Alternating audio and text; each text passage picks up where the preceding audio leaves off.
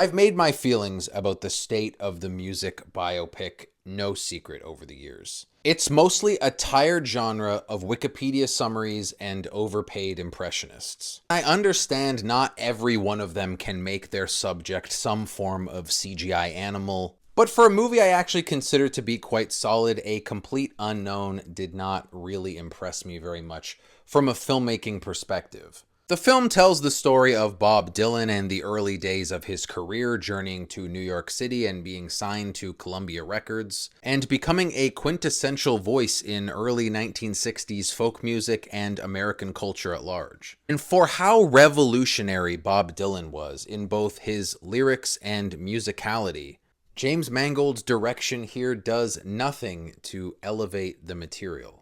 I'm not saying we need some experimental art house film, but there was definitely room to play with the narrative structure or the passage of time. I think the writing is actually quite strong. There's some very clever dialogue. And Timothee Chalamet as Bob Dylan is legitimately great, and really getting lost in the personal and artistic contradictions that exist within a figure like Bob Dylan. I also really loved Monica Barbaro as Joan Baez, holding her own against Chalamet in these scenes that track the ups and downs of their romantic and artistic relationship. At the end of the day, there was a line in the film that was featured in the trailer that really summarizes my feelings on the whole thing. Basically, Bob Dylan is talking to his girlfriend Sylvie about how you can be beautiful or ugly on stage, but you can't be plain, as a way to hold and attract people's attention.